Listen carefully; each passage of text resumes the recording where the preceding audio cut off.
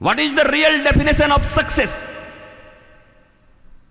अगर पूछा जाए नौजवानों से सक्सेस का परिभाषा बताओ, बस महाराज जी करीब 5 लाख से कम का ईयरली पैकेज हो तो कैसे, मत समझ, आप जरा समझ लीजिए। अरे एलन मस्क से मिली आओ जाके एक बार।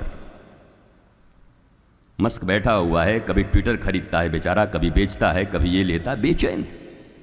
दुनिया का सबसे धनाढ्य आदमी मस्क, एलन मस्क। कहीं कोई ना कोई चीज मिसिंग है,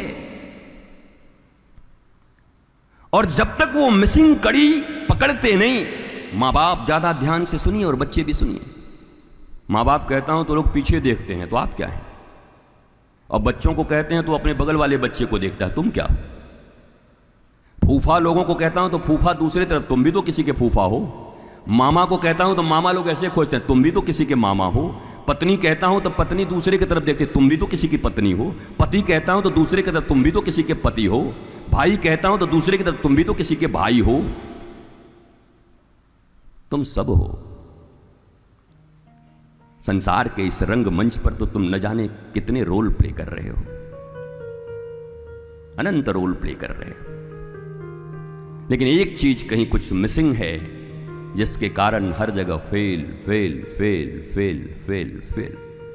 ये जो सामान्य आप ग्लैमरस लाइफ देखते हैं, अगर इसको सक्सेस समझते हैं, उसके बिहाइंड के दुख को कभी देख लोगे तो तुम्हें बहुत तकलीफ हो, बहुत तकलीफ हो।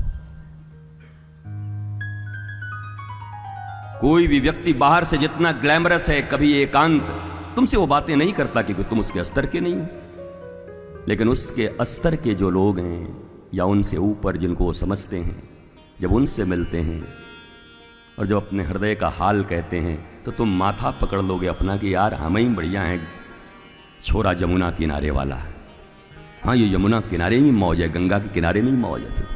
मैं ये नहीं कहता कि धन जरूरी नहीं है, धन सभी कमाते, कमाना ही चाहिए।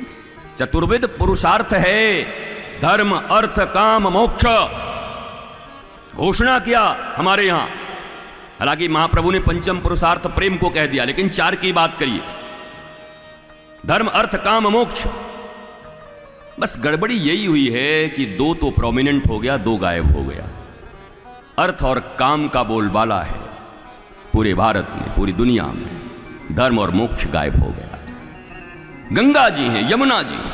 आप जरा याद करो, मैं जब काशी में रहता, गंगा जी में जब भीषण बाढ़ आती, बाढ़ नहीं आती तो सभी जाकर के रोज आरती करते हैं, हजारों लोग जाते, लाखों लोग जाते। यहां यमुना जी की आरती होती है, पर वही गंगा जी में जब बाढ़ आ जाती, मर्यादा टूट जाती, किनारे टूट जाते, लोगों के घरों में घुस जाती, तो मैंने माताओं को झाड़ू लगा करके निकालते देखा। अरे कहां से, हट जा, निकल जा, निकल जा। अपने घरों से झाड़ू मार मार के पानी निकालती थी। अब मैं इसको इस प्रकार से कहता हूं, धर्म अर्थ काम मोक्ष। धर्म और मोक्ष के किनारे में जब अर्थ और काम की गंगा बहे, तब तुम्हारी आरती होगी। लेकिन अर्थ और काम अगर धर्म और मोक्ष के किनारे को तोड़ दे, तो तुम्हें झाड़ू मार के निकाल दिया जाएगा। इस समाज से तुम्हारी जिंदगी में कभी मस्ती नहीं आ सकती। ये अलग नहीं है। हमने मर्यादाएं तोड़ी। मोक्ष को कुछ मोक्ष पूछ लो आजकल के बच्चों से, मोक्ष क्या होता है? मम्मा ये मोक्ष का ये होता है मूछ? नहीं बेटा, रुक मैं पंडित जी से पूछ के। मम्मी भी बेचारी कितना जानती है, मम्मी भी तो उसी कॉन्वेंट की है, वो भी तो वहीं गई है। F for apple, B for boy, C for cat, baa baa black sheep. Johnny Johnny yes papa, little sugar no papa. इससे आगे तो भारत बढ़ ही नहीं रहा है। वो हमारे एक से एक श्लोक है महाराज, बच्चों को श्लोक सिखाओ प्रहलाद जी का, कौमार आचरित प्राज्ञ धर्म। जब छोटे छोटे बच्चे प्रहलाद जी के पास आकर के कहते हैं कि तेरा खेलने में मन नहीं लगता, बोला बहुत मन लगता है, मैं बहुत बड़ा खिलाड़ी हूं। बोला हमारे साथ नहीं खेलता। बोला तू हमारा खेल खेला के एक दिन। और प्रहलाद ने ऐसा खेल खिलाया कि सारे राक्षस के बालक उनके पीछे हो लिए। हिरण्यकश्यप बोला ये तो लीडर बन जाएगा मेरे जीते जी, इसको खत्म करना पड़ेगा। तो बेटे को मारने के ऊपर पड़ गए, चल गए। ऐसा धर्म पढ़ाया प्रहलाद जी ने, पूरे कैलकुलेट करके दे दिया लाइफ को, 100 ईयर्स को। इतना जीना, इतनी देर बचपना, इतनी देर सोते हो, इतनी देर ये, इतनी देर ये, इतनी देर ये, तुमको मिला क्या? डोंकी, बोझ ढोने के लिए, करियर। तो प्रहलाद जी के उन श्लोकों का वितरण बंद हो गया, मीरा के पद के वितरण बंद हो गए।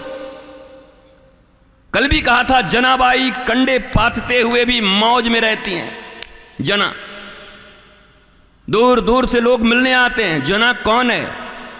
मतलब बड़ी महात्मा होंगी, बाबा जी की तरह लगा करके आसन बैठी होंगी, ऐसे करके चक्र निकल रहा होगा पीछे से, ऐसे ऐसे चारों तरफ प्रकाश फैल रहे होंगे। वो जाके देखी गोबर लेके ऐसे ऐसे करके लड़ाई कर रही किसी से। बोला ये, बोला हाँ यही। बोली इतना ट्रेन का टिकट बर्बाद हो गया, बताओ मुझे महाराज, इसका दर्शन करना है? बोला हाँ यही है, नामदेव जी की शिष्या है।